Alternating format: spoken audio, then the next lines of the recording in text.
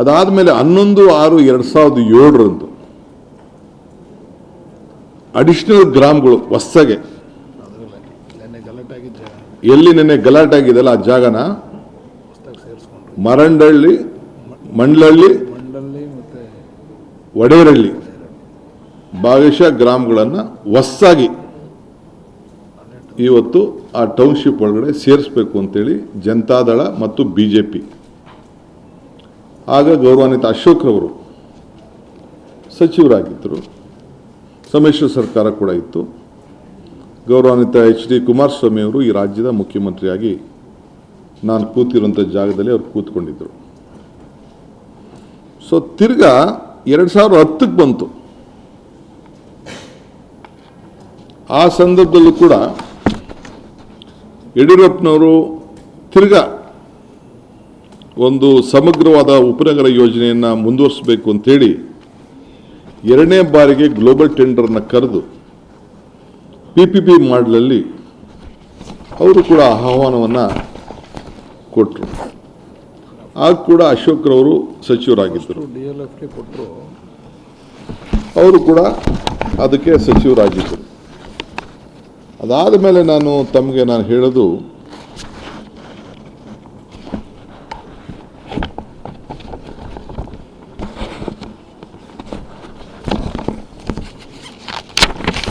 Next ಬರ್ತೀನಿ. ಅದಾದಮೇಲೆ 29/11/2006 ಗೌರವಾನ್ವಿತ ಮುಖ್ಯಮಂತ್ರಿಗಳಂತ HD ಕುಮಾರಸ್ವಾಮಿ ಅವರು ಸ್ವಲ್ಪ ಕಣ್ಣು ಮಂಜಾಗ್ಬಿಟ್ಟಿದ್ದಾರೆ.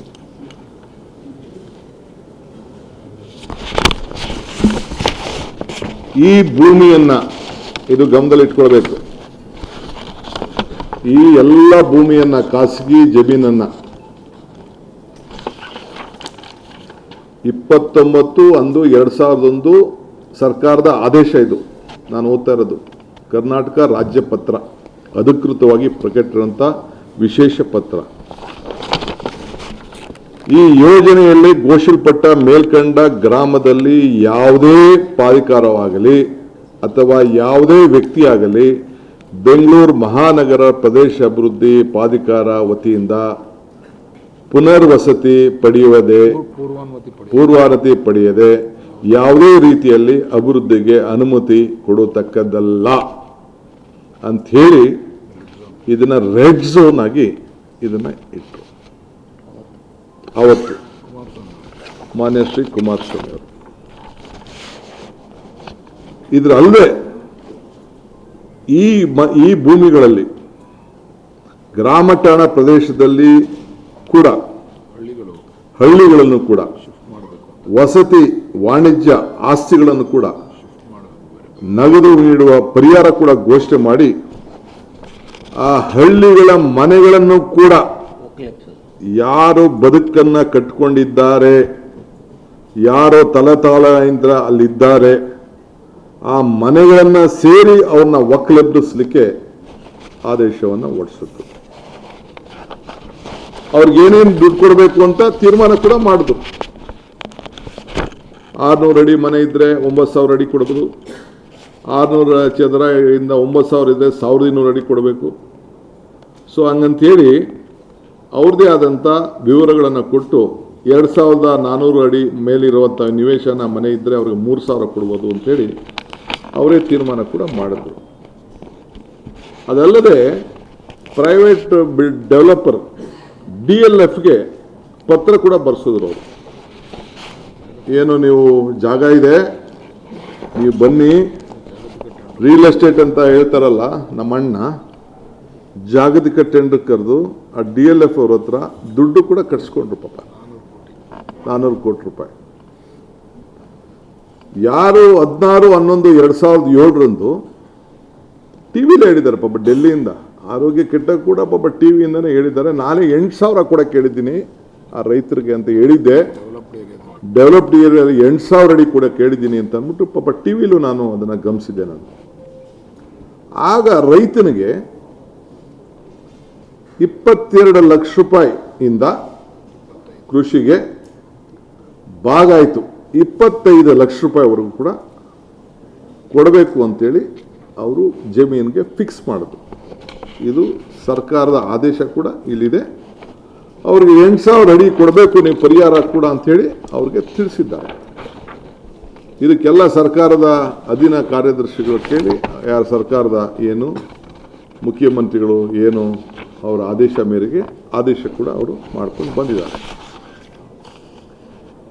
DLFಗೆ ಒಂದು ಲೆಟರ್ ಕೂಡ ಬರೆದು ನೀವು ನಮಗೆ ಸೆಕ್ಯೂರಿಟಿ ಡಿಪಾಸಿಟ್ ಕಟ್ಟಬೇಕು, ಒಟ್ಟು ಸುಮಾರು 100 ಕೋಟಿ ಒಂದು ಕಡೆ 200 ಒಂದು ಕಡೆ ಒಟ್ಟು ಸೇರಿ 300 ಕೋಟಿ 15 ದಿನದೊಳಗೆ ಕೊಡಬೇಕು ಅಂತೇಳಿ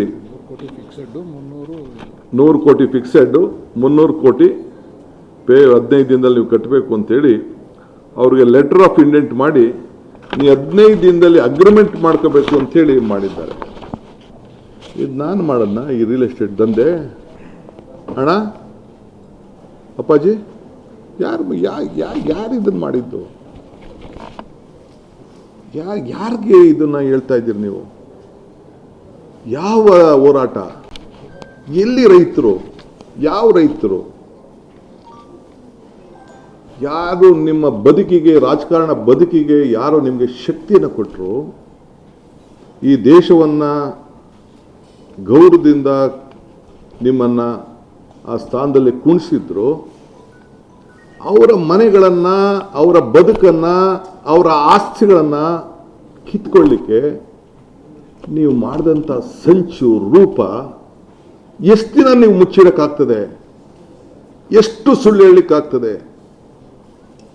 ಆ ರೈತರು ನೀವು ಖರೀದಿ ಮಾಡಿದಂಥ 1 ಎಕರೆ ಭೂಮಿ ಬಿಡದಿಲಿರ್ಬೋದು, ದೇವಗಿರಿಯಲ್ಲಿರ್ಬೋದು, ಇಲ್ಲ ಸುತ್ತಮುತ್ತಲಿರ್ಬೋದು, 1 ಎಕರೆ ಈ ಕಾನೂನನ್ನ ನಿಮ್ಮ ಕುಟುಂಬದವ್ರದ್ದು ಜಮೀನು ಎಲ್ಲೂ ಹೋಗ್ಲಿಲ್ವಲ್ಲ? ಈ ಭೂಮಿಯ ಮಕ್ಕಳು ರೈತರ ಮಕ್ಕಳದಲ್ವೇ? ನೀವು ರೈತರಲ್ವೇ? ಇದೇ ಭೂಮಿ ಇದೇ ಟೌನ್ಶಿಪ್ ಅಲ್ಲಿ ನಿಮ್ಮ ಕುಟುಂಬದವರು 30 ಎಕರೆ ಖರೀದಿ ಮಾಡ್ಕೊಳ್ಳಿಲ್ವೇ? 36 ಎಕರೆ ಏನ್ ಪತ್ರ ಬರೆದ್ರು ಅಕ್ಕವರು? ನಾನು ಬೇಡ, ಈಗ ನನ್ನ ಅಕ್ಕನ ತರದ್ ಬೇಡ. ಈಗ ಆ ರೈತರ ಜಮೀನು ನೀನು ಯಾರು ಮಾರಲೂಬಾರ್ದು. ನೀನು ಕಷ್ಟಕ್ಕೆ ಅವನ ಪಾಪ ಕಷ್ಟಕ್ಕೆ ಮದುವೆ ಮಾಡೋರಿಗೆ ಮುಂಜಿ ಮಾಡೋರಿಗೆ ಅವ್ರಿಗೇನಾದ್ರು ಬದುಕನ್ನ ಕಟ್ಕೊಳ್ಳಿಕ್ಕೆ ಏನು ಮಾಡಬಾರ್ದು ಅಂತೇಳಿ ರೆಡ್ ಝೋನ್ ಹಾಕಿ ನೀವು ತೀರ್ಮಾನ ಮಾಡಿದ್ದು ಇಡೀ ರಾಜ್ಯದ ಇತಿಹಾಸದಲ್ಲಿ ಇದೇ ಮೊದಲನೇದು. ಯಾರಿಗೆ? ಯಾರನ್ನ ಮುಖ್ಯಮಂತ್ರಿ ಮಾಡಿದ್ರು, ಯಾರನ್ನ ಪ್ರಧಾನಮಂತ್ರಿ ಮಾಡಿದ್ರು, ಯಾರನ್ನ ಸಬ್ಸಿಡಿ ಮಾಡಿದ್ರು, ಅವರ ಭೂಮಿಗೆ ನೀವು ಮಾಡಿದಂಥ ಮುನ್ನುಡಿನ ನಾನು ನಿಮ್ಮ ಮಾರ್ಗದರ್ಶನದಲ್ಲಿ ನಾನು ಕೆಲಸ ಮಾಡ್ತಾ ಇದ್ದೀನಿ. I am your successor, not A political successor. Constitution ಅಲ್ಲಿ ನನಗೆ ಕೊಟ್ಟಂತ, ನಮ್ಮ ಪಕ್ಷ ಕೊಟ್ಟಂತ ಜನ ಆಶೀರ್ವಾದದಲ್ಲಿ ನಾನು ನಿಮ್ಮ ಸಕ್ಸೆಸರ್. ನೀವೇನ್ ತೀರ್ಮಾನ ಮಾಡಿದಿರಿ ನಿಮ್ಮ ತೀರ್ಮಾನಕ್ಕೆ ನಾನು ಬದ್ಧನಾಗಿದ್ದೇನೆ. ನಿಮ್ಮ ಆದೇಶನ ಪಾಲನೆ ಮಾಡ್ತಾ ಇದ್ದೇನೆ. ನಿಮ್ಮ ಸಿಗ್ನೇಚರ್ಗೆ ನಾನು ಗೌರವ ಕೊಡ್ತಾ ಇದ್ದೇನೆ. ನಾನು ನಿಮ್ಮ ನೋವನ್ನ, ನಿಮ್ಮ ಸಂತೋಷವನ್ನ, ನಿಮ್ಮ ಚಿಂತನೆಯನ್ನ ಇಡೀ ವಿಶ್ವ ದರ್ಜೆಗೆ ಈ ಬೆಂಗಳೂರು ನಗರವನ್ನ, ನಿಮ್ಮ ರಾಮನಗರವನ್ನ, ನಮ್ಮ ಬೆಂಗಳೂರು ದಕ್ಷಿಣ ಜಿಲ್ಲೆಯನ್ನ ಪಾಪ ಹಾಸನದಿಂದ ಬಂದು ಇಲ್ಲಿ ರಾಜಕಾರಣ ಮಾಡಿ ಇಲ್ಲಿ ಒಳ್ಳೇದಾಗಬೇಕು ಅಂತೇಳಿ ಜನ ಆಶೀರ್ವಾದ ಮಾಡಿ ಏನು ನೀವು ಆಲೋಚನೆ ಮಾಡಿದ್ರಿ ಅದನ್ನು ಮುಂದುವರಿಸ್ತಾ ಇದ್ದೇನೆ. ಬಿಡದಿ ಟೌನ್ಶಿಪ್ ಅಲ್ಲ, ಬಿಡದಿ ಇಂಡಸ್ಟ್ರಿಯಲ್ ಟೌನು. ಅದಕ್ಕಿಂತ ಮುಂಚಿತವಾಗಿ ರಾಮನಗರದಲ್ಲಿ ಏನು ತಮ್ಮಣ್ಣವರೇ KDB, ತಮ್ಮ ಬೀಗರೆ KDB ಇತ್ತು, ಅವರೇ ಅಧಿಕಾರಿಗಳು. ಅವರು ನೀವು ಒಬ್ಬರು ಸೇಕೆ ಅವ್ರ ಜಮೀನು ನಿಮ್ಮ ಜಮೀನು ಅಕ್ವಿಷನ್ ಆಗಲಿಲ್ಲ, ಕೇತ್ಕನಹಳ್ಳಿ ಜಮೀನು ಅಕ್ವಿಷನ್ ಆಗಲಿಲ್ಲ. ಅದ್ರ ಪಕ್ಕದಲ್ಲಿ ಒಂದು ಸ್ಪೆಷಲ್ ರೋಡ್ ಮಾಡಿಬಿಟ್ಟು ಒಂದು ಏರಿಯಾ ನೀವು ಮಾಡಿದ್ರಿ. ಶಾನ್ಮಂಗ್ಲದಲ್ಲಿ ಆರೋಹಳ್ಳಿಲಿ ಇಂಡಸ್ಟ್ರಿಯಲ್ ಟೌನು, ಆರೋಹಳ್ಳಿಲಿ ಒಂದು ಕಡೆ 253 ಎಕರೆ, ಆರೋಹಳ್ಳಿಲಿ 748 ಎಕರೆ, ಅದ್ರ ಪಕ್ಕದಲ್ಲೇ ಬಿಡದಿಲಿ 198 ಎಕರೆ, ಶಾನ್ಮಂಗಲದಲ್ಲಿ 243 ಎಕರೆ, ಆರೋಹಳ್ಳಿಯಲ್ಲಿ ಇನ್ನೊಂದು ಫೇಸ್ಗೆ 512 ಎಕರೆ. ಎಷ್ಟು ಕೊಟ್ರಿ ಕಾಂಪೋಸಿಷನ್ನು? 6.5 ಲಕ್ಷ, 16 ಲಕ್ಷ, 25 ಲಕ್ಷ, 40 ಲಕ್ಷ, 40 ಲಕ್ಷ. ಈಗ ಮೊನ್ನೆ ಲಾಸ್ಟ್ ಫೇಸಲ್ಲಿ 1 ಕೋಟಿ ರೂಪಾಯಿ ಕೊಟ್ರಿ. ಯಾರ ಸರ್ಕಾರ ಆಯ್ತು ಇದು? ಕೊನೆಗೆ ಲಾಸ್ಟ್ ಇದು 46 ಲಕ್ಷದಿಂದ ಶುರುವಾಗಿ ಈಗ ಯಡಿಯೂರಪ್ಪನವ್ರ ಸರ್ಕಾರದಲ್ಲಿ ಆ ಹಣವನ್ನು ಕೊಟ್ಟಿದ್ರು. ನೀವು ತಿರ್ಗಾ ರೀಸೆಂಟಾಗಿ ಈ ಯಾವುದು ಟೌನ್ಶಿಪ್ಪಲ್ಲೇ ನಮ್ಮ ಕುಮಾರಣ್ಣ ಮಾತಾಡ್ತಾ ಇದ್ದೀರಿ, ದೇವೇಗೌಡರು ಪತ್ರ ಬರೀತಾ ಇದ್ದೀರಿ, ನನಗೆ ಪಾಪ ಅವ್ರ ಹೆಸರು ನಂಗೆ ತೆಗೆದುಕೊಳ್ಳೋಕೆ ಭಾಳ ನೋವಾಗ್ತದೆ, ದುಃಖ ಆಗ್ತದೆ ಭಾಳ. ನನಗೆ ಪಾಪ ತಗೋಬಾರ್ದು ನಾನು ಅವ್ರ ಹೆಸರು. ಆದರೆ ಏನು ಮಾಡ್ತೀರಿ, ಆ ಸ್ಥಾನದಲ್ಲಿ ಅವ್ರು ಕೂತ್ಬಿಟ್ಟಿದ್ರು, ಅವ್ರು ಸೈನ್ ಹಾಕಿದ್ದಾರೆ, ಆ ಸೈನ್ಗೆ ಗೌರವ ಕೊಡ್ಬೇಕು ನಾನು.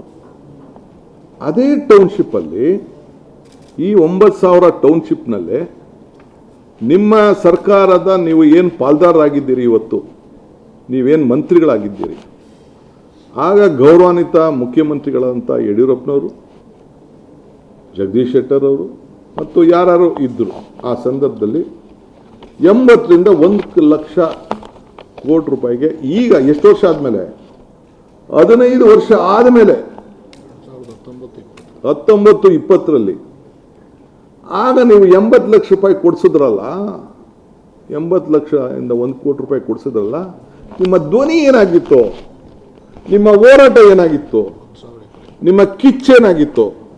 1,000 ಎಕರೆ ಈಗ ಕೊಡಿಸಿದ್ರಲ್ಲ, ಈ ಭೂಮಿಲಿ ಏನಾಗಿತ್ತು ನಿಮ್ಮ ಹೋರಾಟ? ನಿಮ್ಮ ಧ್ವನಿ ಯಾಕೆ ನಡೀಲಿಲ್ಲ? ಯಾಕೆ ವಿಧಾನಸೌಧದ ಗಾಂಧಿ ಸ್ಟ್ಯಾಚ್ಯೂ ಕಾಣಲಿಲ್ವೇ ಆಗ? ಯಾಕೆ? DK ಶಿವಕುಮಾರ್ ರಾಜ್ಯದ ಮುಖ್ಯಮಂತ್ರಿ ಆದಾಗ ಈ ಛಲ ಬಂತಲ್ಲ, ಆಗ ಈ ಛಲ ಯಾಕೆ ಬರಲಿಲ್ಲ? ಪಾಪ ಅಶೋಕಣ್ಣ ಕಂದಾಯ ಮಂತ್ರಿ, ಇಂಡಸ್ಟ್ರೀಸ್ ಮಿನಿಸ್ಟರ್ ಕೂಡ, ಕಂದಾಯ ಗೊತ್ತಿಲ್ಲ ನನಗೆ, ಅವ್ರ ಹೆಸರು ಇದೆ ಇಲ್ಲಿ, ರೆವಿನ್ಯೂನ. ಓಕೆ, ಇಲ್ಲಿದೆ ಹೆಸರು, ಕಂದಾಯ ರೆವಿನ್ಯೂ ಮಿನಿಸ್ಟರ್, ನಮ್ಮ ಅಪೋಸಿಷನ್ ಲೀಡರ್. ಈಗ ಅವ್ರ ಸುಪುತ್ರ, ಯಡಿಯೂರಪ್ಪ ಸುಪುತ್ರ ಈಗ ಪಕ್ಷದ ಅಧ್ಯಕ್ಷರು, ಅವರು ಕೂಡ ಹೋಗಿದ್ದರು. ಯಾಕೆ ಇದು? ಯಾಕೆ ಇಷ್ಟು ದುಡ್ಡು? ಯಾಕೆ ಧ್ವನಿ ಎತ್ತಕ್ಕಾಗಲಿಲ್ಲ?